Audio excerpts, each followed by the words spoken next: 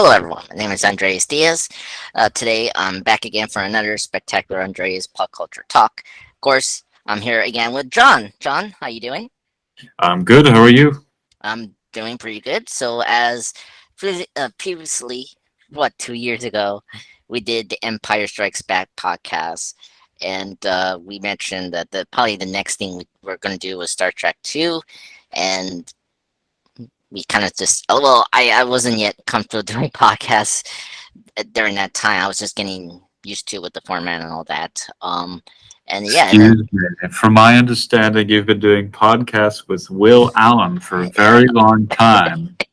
yeah, because I was thinking creatively, like, oh, how can I do this You're trying to weekly, save you the know? best material until you're really experienced for the best people. Yeah, exactly.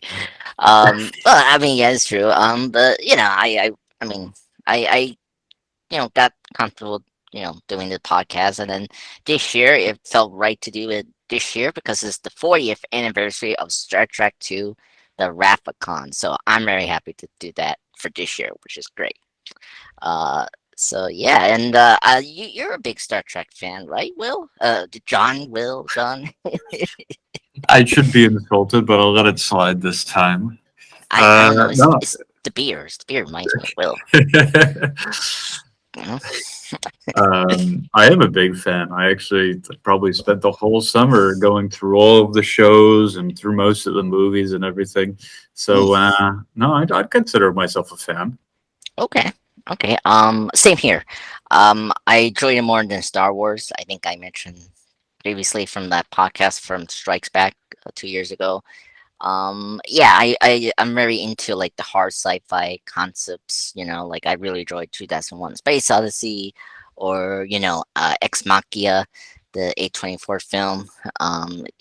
So I really do like the more like hard sci-fi stuff than like the fantasy sci-fi, whatever you want to call it, Hmm. mixture. And I guess before we get into the Star Trek 2, did you like what was your like, you seen the motion picture first, or you saw Star Trek 2 first?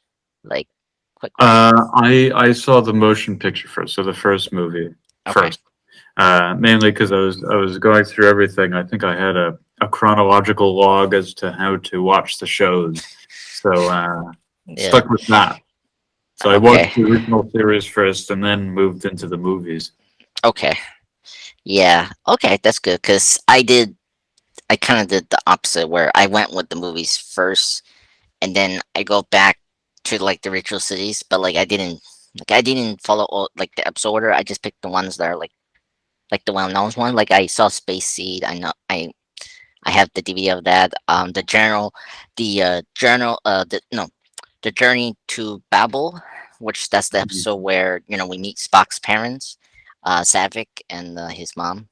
Yeah, In the original continuity, I don't want to confuse the Calvin timeline or whatever you want to call that weird. we'll set that aside. Let's not talk Exactly. about that. Yeah, and then of course I seen a little bit of Next Generations episodes here and there. But yeah, I saw Star Trek: The Motion Picture, and I thought it was fun. I mean, it was a very trippy first movie that really rely on like the special effects, and where the story was very weak. And but it doesn't harm that. Like I really enjoy it because I really, I mean, when we get into this movie, the films get kind of, they're very constrained with budget. So like this movie has a huge budget and is like like just up the whole sci-fi. It Just looks spectacular even now. Is the thing. yeah, yeah. And I like the idea of V'ger. I thought V'ger was a good villain idea, but I think Star Trek 4, The Voyage Home, did a better job because it was just a bit more makes sense. Well, Um, Voyage Home was the one where they're in California, right? And they're saving a yes, whale or something. yeah. Because this like unknown alien entity like Mhm. is like attacking the Earth, and then like the Enterprise team discovered that it's trying to communicate to them that they need to get like these two like extinct whales, and so they had to time travel back to California of 1985 or Right. 86. you know, like that movie. I really enjoyed that. It was fun. So, I yeah, remember. yeah, it was fun. So I didn't have any like it wasn't like what's the week the week start first film of a franchise, I guess. The first X-Men film maybe, where I like it, but it wasn't like it didn't wow me like Yeah, like right away. So when we get to this movie, this Star Trek 2, I feel like everything does it right. Like we get it's our we get our triad, Spock, McCoy, and Kirk relationship that you saw from the original series, like it's full on here compared to the first film, the motion picture, and like having a great villain, of course, which is his point, and I think having Khan back here was really great.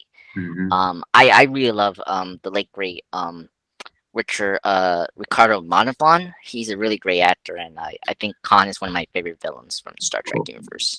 It's also known as Spy Kid's grandfather. Yes, that's the first time I met him. I saw him. Yes. Oh my God. I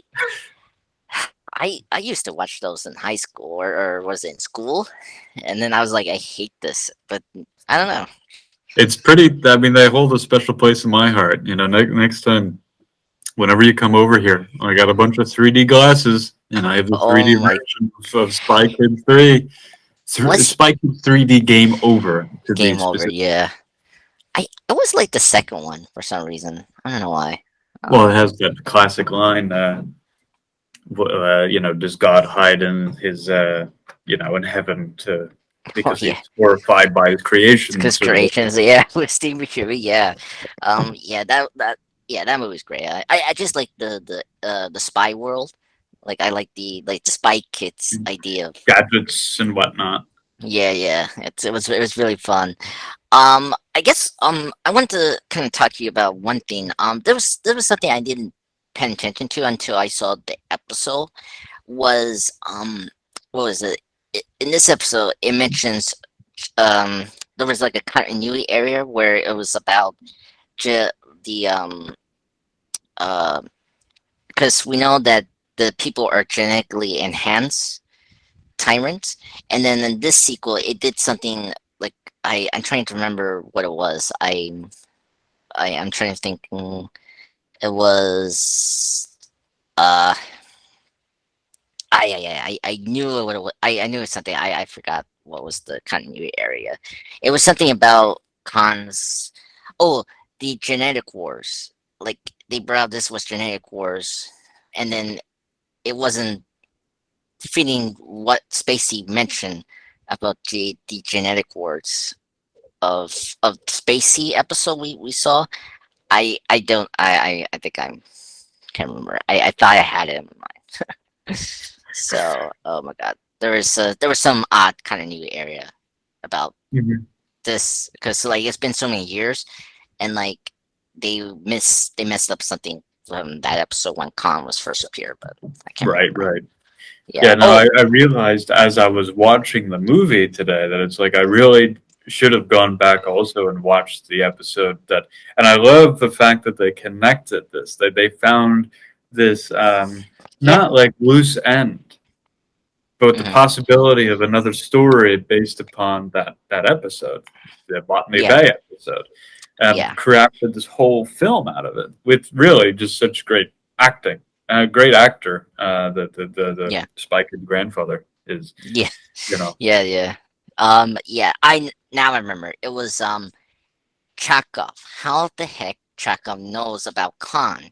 The fact he was not even in season one of Star Trek, because Chekhov came in like in the later seasons of Star Trek, the mhm, original series. So that was the kind of area I was thinking about. really. Oh, Yeah, that's a because pretty big deal. They could have chosen anyone then, like Sulu or Uhura. yes, yeah, Sulu and Huda were there that time. Chekhov wasn't. I mean, he popped up in season two of Mhm, Star Trek, and then became permanent group. So that was the kind of area I was mentioning, because like when he saw like when we see Chekhov and his person from the Reliant ship, the mhm, captain. he sees the SS Boston base belt, whatever, and Yep. then I was like, wait a minute, how? I didn't know he wasn't there in that present in that episode. So that was a weird continuity error from the filmmakers. I don't know why. Oh, definitely. Yeah, so that was the one I was thinking about because, but I mean, he could just review a log, like one of the captain logs about the previous mission they had. Maybe I don't know to know about that. I'd have So to, I feel like that gets in the nitty gritty, and it's sort of, I just enjoy watching the movie. I mean, it's such a fantastic movie in and of itself. yeah, Continuity or not. yeah. Yeah. Well, I mean, we're gonna mention another movie that has Khan. Towards the end of this podcast, and there's always been debate to ever bring that character back, but we'll get into that. Like for what's the best thing about this movie, and then go into your like what's your like nitpick about the film. Go ahead, John. I think one of my, I mean, it kind of reminds me almost of Rogue One, Star Wars Rogue One, in the Okay. sense that the culmination of the film happens in the last 10 minutes. Mm, Where in Rogue One you have the reveal of Darth Vader and the beginning of that the episode 4 basically, yeah. where he lights up the lightsaber and you have this the ambiance and everything and you know exactly what's going to happen. Right. Uh, but all the emotional weight all of a sudden comes to fruition there. Yeah. Now in this movie you kind of have a similar situation with the end being with the death of Spock. Yeah. Um, and that's pretty huge. I mean, it's such a big thing. And so I'd say it's almost your favorite part because you have Kirk revealing such emotional side of himself and facing that death Yeah. as has been mentioned by other characters in the movie about you've never really faced death, have you? And now he No. finally does. So the movie really is a lot about Kirk's development. I think it's very interesting in the grand scheme of it, starting out with he's getting old, he's Yeah. not in command anymore, and the movie finally gets to go back and have some of that command that he lost. Yeah. In a sense, almost at what cost? Yeah. Right. And then it goes to like the beginning from the start of the film about the was it the training the Conrad what is it the Conrad um maroon Mhm. program that the trainees go and to Oh yeah. do. And so like it reflects how when he mentioned this to the other Vulcan uh member what's her name I I knew it just like yeah, uh, I'm looking now. Savick. That was her name. I mixed with the father's name. I don't know what's the father's name. Savick. Yeah, the girl from Cheers, Kristen Allen. Like she always there was like a recurring like this is like a running gag of her trying to ask Kirk about how he won the Karma Shroom program, and then of course yeah. towards the before we go into the final battle, he mentions he cheated, and honestly we get that in the 2009 film where he did that as well. He cheated the program, and Mhm. he's like he doesn't like to win, and I like how he's facing it yet again without really you know all the how you say safety bells. It's like it's in a real mission without proper, crew members, because this was supposed to be a trainee, tour really, and not this is not a proper ship, like before the 5 year journey. Right. So like it's so he had to really face life and death for real this time around compared to the other stuff he faced. Exactly. Um, yeah, and then speaking of Kirk, I think this is one of the best of William Shatner's performance. I mean, he really commits to that, and I really like his relationship with Spock. Of course, the Of course, the iconic line of Spock saying uh what was it? I'll be your always shall be your friend, and that always hits me every time he says that. It's just very Oh, beautiful. absolutely. I think yeah, it really deepens that relationship, and Kirk, William Shatner kind of avoided some of the more campy ways of saying things and whatnot throughout the movie, Yeah, so it's a little more serious in terms of that relationship and in general that confrontation of death that you don't yeah, really get the same weight of in the original series, and now no, you're getting in the movie. yeah, and well, and we get that like one like Kirkinism, like you mentioned for like the campiness is when he shouts out Khan, but like Hmm. that just is completely like deserved because he's like full on angry, but like you don't know that's like a trick for Khan. You Exactly. know, Yeah, yeah, yeah. it's like just so smart. I really Hmm. appreciate that. Yeah, I appreciate he didn't do like the campiest performance he did in the original series, which I enjoy there, but like here it could have been jarring because of the tone this film has, because this Yeah, it's like completely adult compared to the other Star Trek episodes and compared to the absolutely. first film.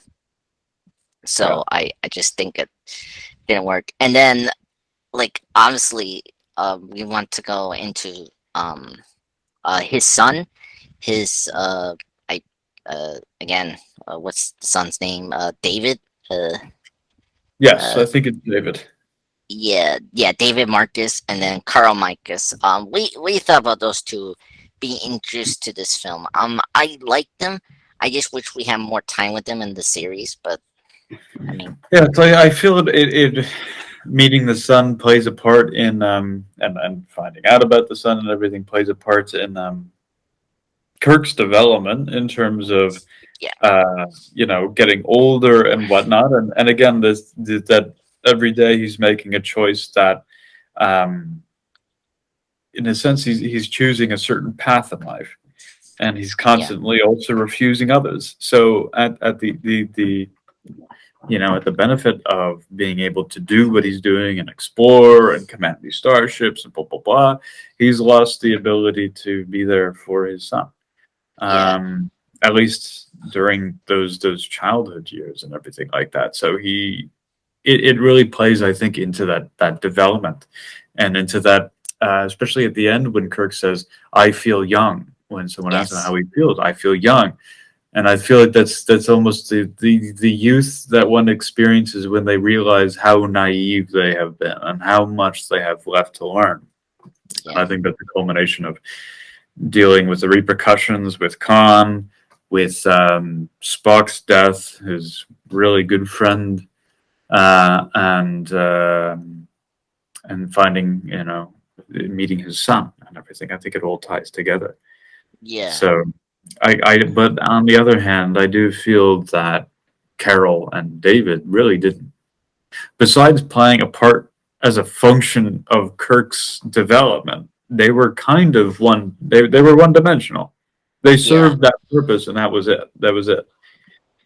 I I like Carol's character more in this film. I thought was very interesting as a like she was like a bridge to like the scientist slash military aspect of the Federation, right? Because that's always something we always bring up with Star Trek is like how military EIs that the Federation should be, or how like explorers should be. The Like tension. Yeah. yeah. And I would say I think she represent that because we had the Reliant before they get taken over by Khan, where they're trying to do this the Genesis program to create new life, but then there's always a question about like when they're successful, like does the Federation use that as a weapon? So that's always something I'm kind of curious about, and and you see when Khan takes over, he uses it as a weapon, and so like it's this kind of like a twisted poetic thing where this genetically enhanced tyrant takes over this ship and uses this resource as a weapon of mass destruction. Right. Um, and the David character, I like I like David afterwards what he does for Kirk, because I like how in the later series of the films, when because Kirk starts to develop like a hatred of the Klingons, where we get that in Star Trek 3, and then and of course the final film, The Undiscovered Country, where he has to accept that Klingons are like similar to them. It's just that they have a different way of their culture and the way they live life compared to humans. And I feel like that development is so much more interesting. But with David, it's like he's just too bratty. I don't like when he he like has argued with his mom about like, oh, you with that like space cowboy, and then she like Right. angrily walks away. He's like, James Kirk was not a cowboy, and like it was like, oh, wow. And he's uh, being played by like this mid-20s, year old man, as a yeah. he's acting like a 15 or 16-year-old. Yeah, yeah, and his death in Star Trek 3 was okay. I mean, it could have done like it should have been shot differently, but I mean, it's just yeah, it's whatever, you know. But I think he serves a good role, but I think Kara is much more interesting character than David in this movie for me. So, What um, is it in particular that you find interesting? I know there's the whole Genesis thing and whatnot, but is um, there anything? like, well, like first off, like yes, I like, I appreciate we have like a proactive woman, and I like how we addressed that. Like, yeah, like yes, Kirk left her, but like she allowed that also. Like she allowed, Kirk to leave. Like it wasn't like this was like a what's the word, like wedlock. Like it didn't seem like that. It was more like she allowed Kirk to do his thing, and then where she, went to her way. And I appreciate that conversation. It's Right. like that's Yeah. you it's also the choice you make. Like that's Yeah. another recurring theme for Star Trek 2, where Kirk chose to become an Admiral. Like he couldn't, he couldn't chosen not to do it, but he did. For Yeah. I do feel that they could have spent some, maybe a little more time on fleshing out how that decision was made, because I mean that's a huge deal. That's life changing. That Yeah. kind of a decision, and I think that comes down to the whole one dimensional aspect. Is you don't really ever see them as characters. Most of these people in this movie played more as buttons Punk. to push or triggers on Kirk's development. Yeah. Even Spock, when it comes down to it, his death is mainly the role of his death is mainly to serve as Kirk's confrontation of death. It's not even about Spock's death. Well, in a sense, it's the audience is really left asking, well, what about Spock's parents? How are they going to feel? Well, because Vulcans are very logical, but even then, you'd Hmm. imagine sort of there's a bit of a concern there. Yeah. But there's not, because it hasn't been set up that way. So it in a Yeah. lot of ways feels like everyone is centered around Captain Kirk and how he has to flesh out his the fact that reality is what it is and he can't always defy the odds. Yeah. I feel like with the Spock and Kirk relationship works better because we spend more time with that. And then I think the Spock div could have been like I heard that was already like well known in the public, so people knew that that was going to happen. Hmm. But obviously they did that scene where Spock does the male binding with Remember, yeah, remember thing with McCoy to set up a possibility to have a sequel, which Searcher Spock is, so but I guess the one thing I will say, there's a lot of things that does carry over for Star Trek 3 and 4 with the themes of death and you mentioned before, replications of Kirk's actions. It's like it goes back again with third and fourth. So like one of the things I like about this film is like it's a one solid piece where you don't have to watch the other two films afterwards. It's just hmm it carries those themes, but like they do it differently because of some of the themes and actions are differently from this movie. So that's right. one of the things I appreciate about this film is that you can watch this alone Yeah, but at the same time, there's things that did pick up the the the the what do you call it, the cliffhangers or the leftover plot points that we didn't pay off. It gets paid off right. again the next film and then the other film. You know, It's really so probably one of the better sequels that have ever been out there when you think about it. yeah, Sequels tend to, at least in my opinion, they're a little worse because they're either filler for the third movie or yeah, they're just trying to rehash the same old things from the first one. This one was very much, as you just said, standalone. It's its own yeah, thing. yeah. It doesn't feel like a middle chapter, No. Empire Strikes Back. Like a lot of people complain how it was like a middle chapter, and not realizing there's gonna be a third one soon, and you brought up like the sameness, like that was the problem with Return of the Jedi, where like we went back to planets of like Tatooine, another Death Yeah. Star, Mm-hmm. Mm-hmm. I have the which same complaints about the sequel trilogy. Is that the structure of the first and the third of that sequel trilogy mimicked mhm, the original yeah, trilogy almost to a T. yeah, You I, know, I hate that. That but bothers me. yeah, but Yeah, this was its own plot. Its own plot. You know. yeah, yeah, and then here, thank goodness, was like I call this the Genesis trilogy for Star Trek 3 to 4.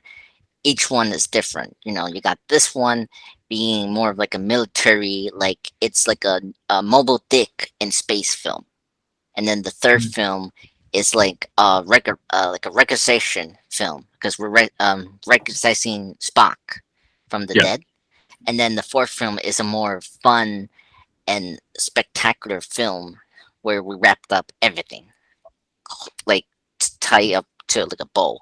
Right.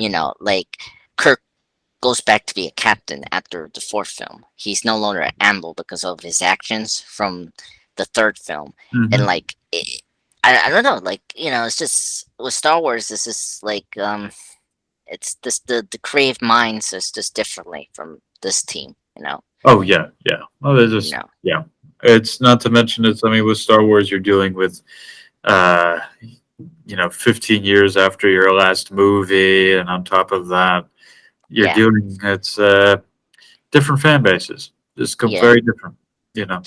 Uh, Yeah, I mean, one of the things about Star Trek, it's like what I enjoy is because I mentioned the hard sci-fi, like you're dealing with more sci-fi concept than Star Wars because Star Yeah. Wars is doing like sci-fi fantasy, which Mhm. it's fine, but you know, it's sometimes a risk, um, of Clearly, yeah, Larry. going off the deep end. Exactly. Speaking of, I guess one of the things I never particularly cared for the Star Wars films is because we don't expand the universe.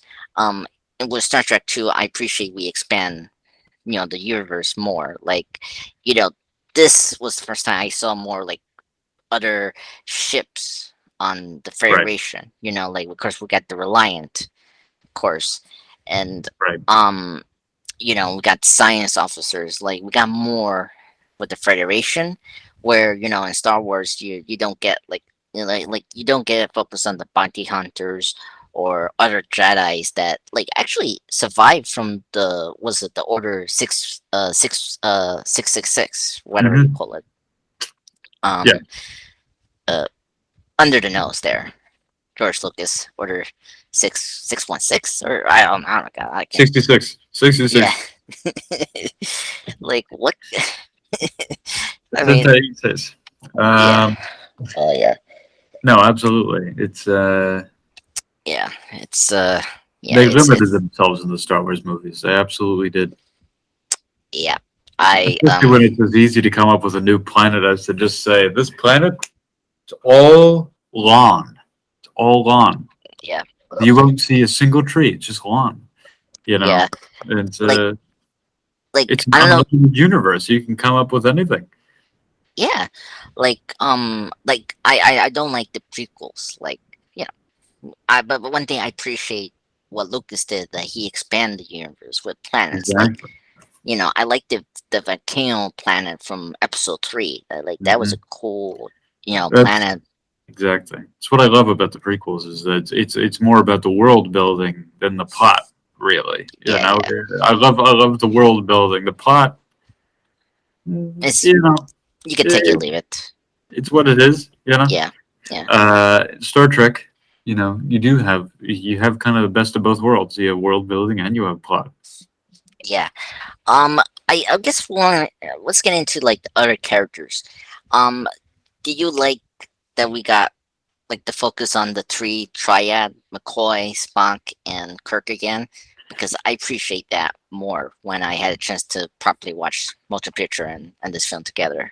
Um, I think that was good. I mean, I think it was a good choice for audiences to give that familiar feel to it. Like if you're just yeah, going to dive into something completely different, then you're going to lose some of that.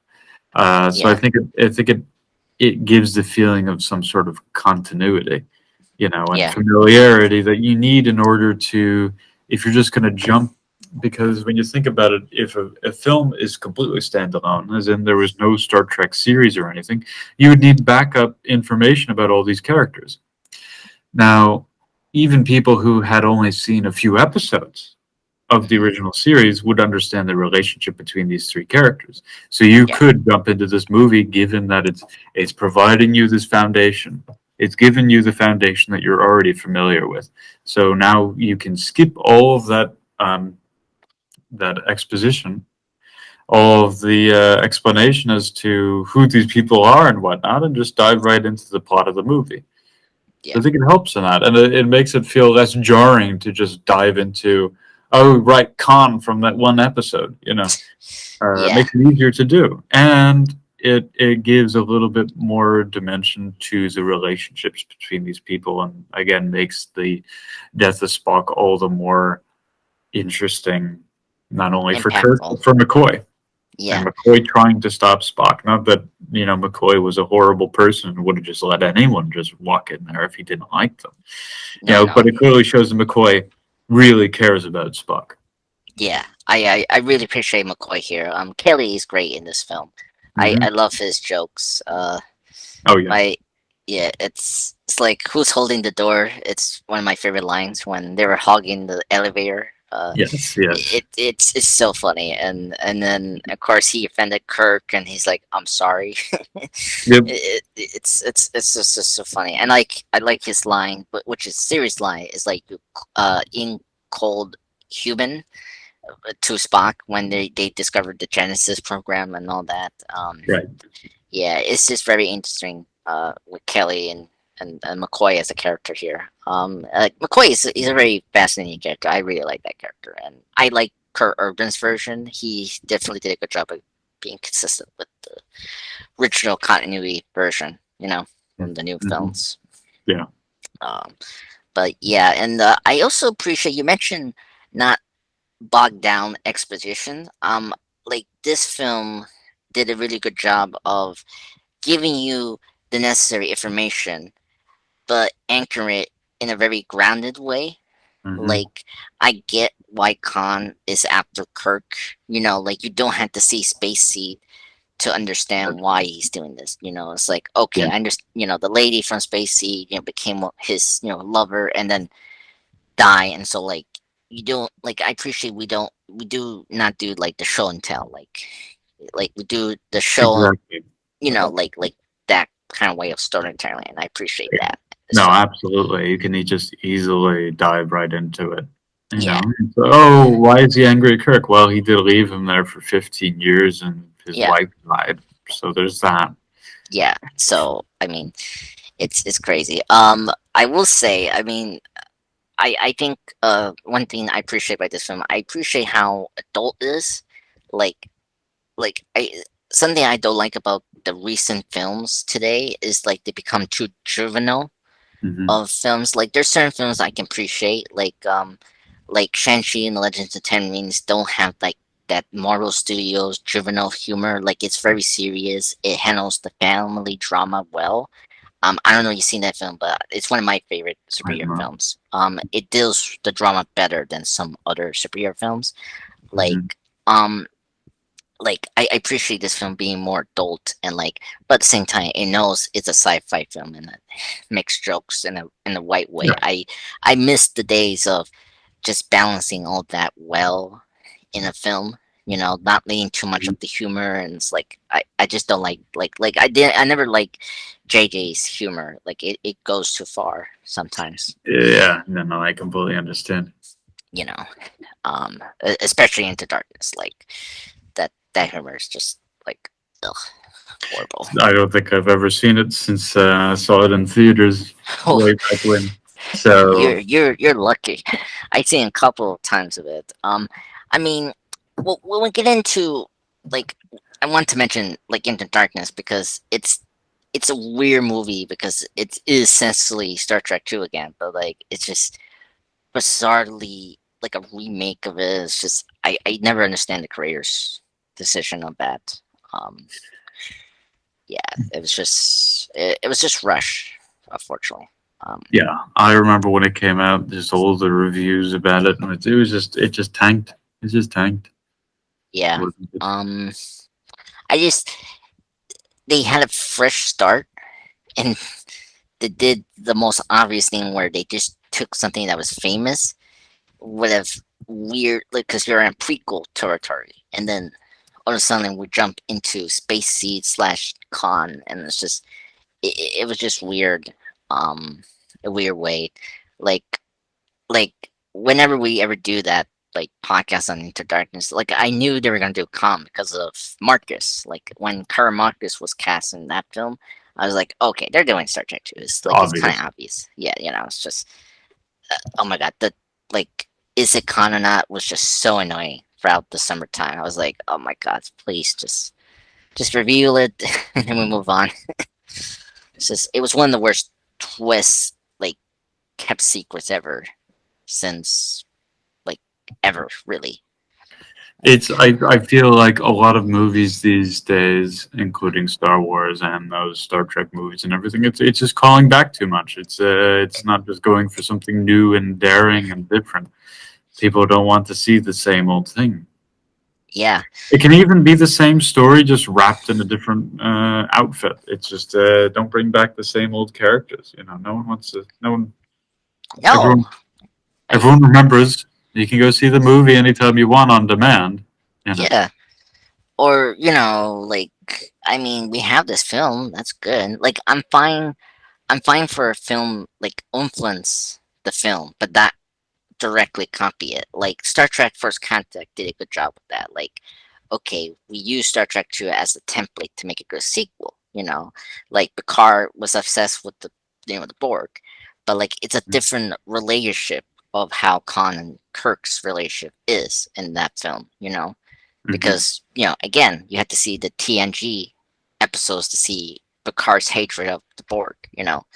And I mean that film does time travel, so like it's a much more ambitious and Oh yeah, focused yeah. sequel.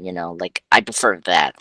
But when you do something like I think one of um the problems that I feel like with Star Trek and Star Wars is like when you have one film that's solely popular, it gets when you get into sequels, it's like they always have to reference this film, and it's like yes, but use it as a template, but don't make it as your theme to make it as Don't not tight, don't top yeah. it. Don't hold yourself down to it, and that's Yeah, kind of the good things about some of the things that at least like Star Wars seems to be slowly getting there in terms of the TV shows and everything. It's kind of like it's still making a lot of references and stuff like that, but at least it's moving a little further away. yeah, Not including Kenobi, which is obviously a massive, and it's more of a how would you say it, a middleman between 3 and 4. yeah. Um, I mean, there's things to do with that could be interesting, but you have to be careful with like I don't know you care about continuity, but like I do because when you do something that's like a misstep for the continuity, it gets problematic, and it's like oh my god, what's Right. you know it's like I heard like in Kenobi, right? Like he has Leia, like he trains Leia, which like is just trying to respond. the criticism of Leia not being trained as a Jedi, and it's like I mean, I like don't remember him training her. I watched the show. I don't okay, remember well, what did seeing him train her. okay, because I don't know, I heard something with that, but I haven't seen the show. Like I have the Disney Plus, but I just You gotta watch it. You gotta. It was very good. okay. Yeah, or something like you mentioned Rogue One. Like we have those two pirates from the bar. Like somehow you see them in Rogue One. It's like how convenient is that? Like it's just I don't know. It's just weird. It it's this desperation to call up references to things and Yeah. whatnot. Yeah, and was it C-3PO that one that was like why? It's like we don't need to see them sometimes. But yeah, Solo was It's like a worse. constantly getting like little winks of oh, you know what this means, you know. Yeah. Oh god, it was worse. I saw like episode 9 recently, the Rise of Skywalker. I was like, oh my I god. only in the last couple weeks saw that Oh before watching really? Kenobi. Oh my god. The Rise of Skywalker is like literally the worst film. It's like I in my it's exactly what I thought it was gonna be. yeah. I mean It's J that was JJ horrible. yeah, like it was like a totally reactionary to The Last Jedi, and like it just completely f up so much of the plans from the Last Jedi, and then it's just like it's just a mess. It's just a And not even an explanation as to how the Emperor came back, because the Emperor came back somehow. And I it's just know. there were so many in the expanded universe, there were so many stories around that. One of them I remember was that the Emperor's spirit or something, whatever, and eventually inhabited a an old clone's body. Hmm, And that's okay. what happened. And then gradually in the Outer Rim gained blah blah blah, but it wasn't really involved in the Empire because Yeah. the Emperor doesn't give a damn about the Empire. No, I mean he got They're rid the of. Sith Lord. That's their goal. The Yeah. goal is to be evil, I guess. You know, Yeah. it Yeah. has nothing to do with who or what, which side it is as long as it's evil. You know. Yeah. Yeah. We don't explore enough the gray area in Star Wars. It's like we don't explain to that Yeah. like Oh, I that don't think well. the movies are too black and white. The TV Yeah. show seems to delve into a little bit of this gray area, which is nice. But Yeah. Star Trek again seems to again it's this in particular this movie. I mean, you're talking about this man left someone alone on a planet, well, with all their crewmates, all these people for 15 years, and Khan has a point. He never checked up on them. He Yeah. never seemed to say like, oh, maybe we should check on these people to make sure they're okay. You know, Yeah. and that never happened for 15 years. Yeah. Now Yeah. I there's and it's not really brought up again. yeah. That's kind of a. I feel like Kirk as someone who has so much responsibility would kind of think back about that and be like, oh, maybe I messed up. Yeah. And there's I not a mention mean, of that because there's a lot of other stuff going on. Yeah, yeah, of course. I mean, I like it, like he he does feel sorry for it, like I mean, well, first thing the planet exploded. Like he doesn't know that it's gonna explode, oh, like I don't think anything was on purpose. yeah, But exactly. And you're that's the talking 15 years yeah, of never going back and just zipping by through the system and being like, oh, there's one less planet than there was. yeah, yeah. Not even him, just to This put it on the is map and say we left these yeah. people here. Or like tell the Federation that they still alive, and like maybe we should send a another ship to check on them. Like he could Exactly, have done that as well. Yeah, that's exactly. a good point. So I Um, think that's kind of left in the, but it's very 70s, very yeah. 70s sci-fi. Um, 70s. Oh, that's funny. This is 1982, the great year of cinema. This Basically was. 70s. Oh my god. Oh, that's true. I mean, everything is 70s mine. Um, we're getting into nitpicks. What other thing that did bother you about Star Trek Two that like like maybe can handle better more in the sequel? Um, Well, I do, as kind of related to mentioning that Carol was kind of this one-dimensional, more as a facet of Kirk's development than as a person, and as is consistent, I think, with movies of the time in which it was made. So I think yeah, the women play a very, very small role. Now, most of your male leads, your strong male leads, are you have Khan, you have Kirk, you have Spock, you have McCoy, even Chekhov, or the captain of Reliant, and everything. They're all men. yeah. Uh, Now, the women in the movie, you could say, what was her face? What was her name? See, I don't even remember her name. Savick, Carol, and then we But got Lieutenant Hura. right, Um, Savick was the strongest female lead, but she, on the one hand, it was more about quoting regulations is very a Vulcan, but yeah, she plays this very minor role, but at least it's something. But Carol kind of plays, again, more of a trigger point for Kirk's continuing development, and Uhura is the communications officer. She's not yeah, really given a lot. She's given, say this to Reliant, tell them to surrender, and then she yeah, does, and yeah, that's it. I think a big issue in this movie is the continuing theme of just a lack of woman representation in this movie. yeah. Um, Ca- I mean, Carol is a weird one because she's like a made-up character for this film. right. So I feel like it was going to be tough for them to develop that character. And Absolutely. it's weird to not bring her back in any of the sequels. Like, that's always a weird thing for me when It the still probably comes down to contracts and whatnot. yeah, that's true.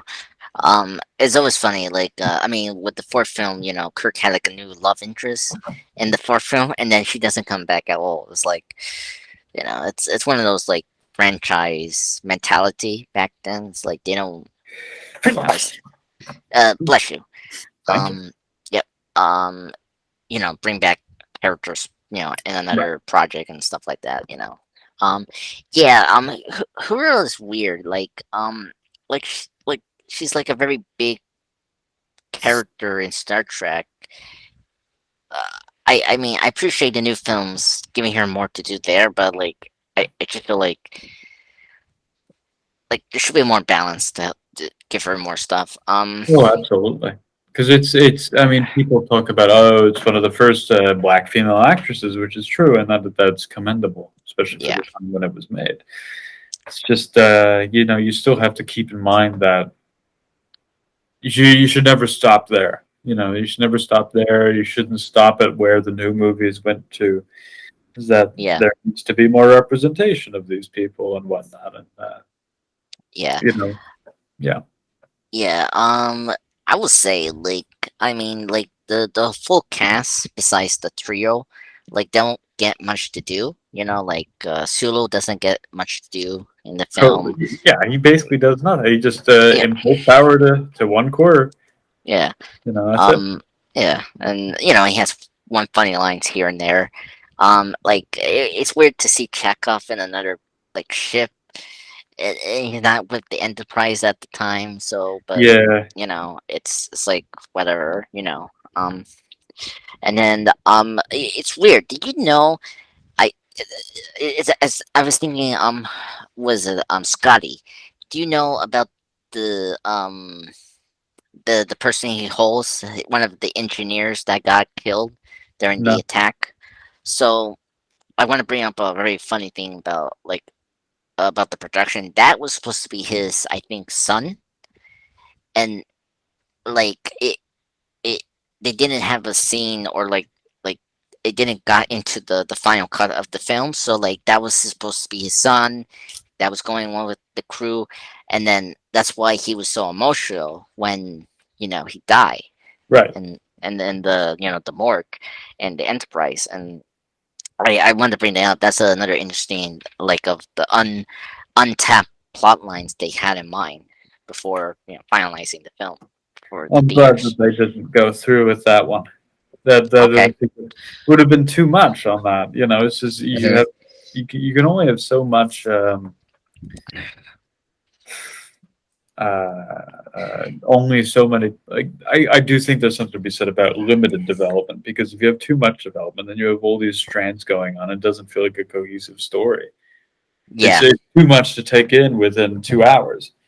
Um, but related to that, going back to like good points of the film, I think that the Kirk in the medical bay with McCoy as the one of the engineers is dying. Yeah. That That was scene is my fantastic. favorite. And he grips Kirk's shirt, and when he dies and pulls away, you're left with blood. Yeah. You know, not only is it foreshadowing in terms of what happens with Spock, but again, you have not only a highlighting of this mortality that Kirk is dealing with, but on top of that, it's also that adultness you're talking about earlier on. Yeah. You know, you're dealing with death, real Yeah. death here. You know, and the death of, in a sense, children to Kirk. Yeah. Yeah, like all of them were young kids for that, like, ship, and so yeah, it's That might be one of the failings of this movie is that there wasn't enough Mhm. focus on the fact that, you know, with all of these military exercises and whatnot, Kirk was kind of bringing all these children into Yeah. a war zone without their expecting it. You know, Yeah, he has this line, like he acknowledges it's just his weird way how you say it. He say it like he needs them, like, I need you to grow up a bit faster. right? So like he does tell them that there's going to be a danger to it. Like he did set up, like, he's aware of it, and like he takes But actions for that. So but that was at like the beginning of the movie. yeah, I mean, I know it's Before but these people died, before he even knew how. I mean, God knows how many people actually died in these yeah. battles that happened. Yeah. Um, I mean, and then again, he didn't expect Khan to come back and take over Reliant. Like it was a big, like, it's like a surprise attack. Yeah, You yeah. know, with naval attack, you know, level. Mhm. One thing I wanted to mention about good things about this film, is the score. The score by the late great James Horner, who did, the Avatar score and Titanic and the Aliens score. Like, he did such a good job with the score here, and I like how he calls back with the original show's theme that you usually hear, and like, Yeah. and he really brings like that, like, what do you call this, sparkling adventure tune, you Yeah. know, to that, like Flash Gordon and all that. Like, it's a really good score. I was very sad that he passed away. I mean, in a horrible accident. Um, What happened to? it was like one of those, like, plane crashes. He was Uh, in a plane in 2014. I think he passed around there a long time ago. It was very sad. I'll have to look into it. Yeah, but he was a great composer, and he did a good job with this film. And he comes back for the third film, and then, yeah, so it's a really good score. I just love how he distinct the themes of the Enterprise and Khan's ship, the Reliant. So it's a very good score. So highly recommend to It hear was that. very good, very high quality, and it doesn't. I think the good thing about these movies is that it doesn't. I think music plays such a huge role in that it can make it very campy or it can make it very serious. Yeah, Imagine if Star Wars' music was synths and stuff like that. It would be yeah, unwatchable. You know, I yeah, think yeah, John Williams plays a huge role in giving it the reputation that it has. yeah. Yeah. I mean, yeah, the 80s was like where the synths were huge at that time, and composers did took that. But then there were others that did the orchestra music way, like John Williams and James Horner as well. So Yeah, luckily those franchises didn't go to the synths, which is good. yeah. Absolutely. Yeah, yeah. Um, um, is there anything else to say about Star Trek Two, Wrath of Khan? Um, No, I think it comes down to it was a very good movie, standalone. Uh, and again, a lot of personal development for Kirk in this movie. You know, yeah. I mean, it's no secret. Like, I mean, this is my number one Star Trek film. Like, I don't know. There's like, you have this as your number one in ranking Star Trek films. Um, I haven't sat down and ranked them. You know, oh, I don't think really? I've seen all of the movies yet. I think maybe Oh, okay, I'm okay, lacking the okay. next gen movies. So Yeah. Um, yeah. I mean, like I this and I mean, I guess competition is always first contact, but like it it depends on who you grew up with. But I think Star Trek Two is was still the best Star Trek film. it's very good quality writing. Again, standalone film Yeah, says a lot for sci-fi. yeah. I mean, uh, just has one of the best villains. You know, that's the thing. But having Khan here, just his motivation is very realistic and like it's just one of the most classic villain motivations. But like it just works so well for this film.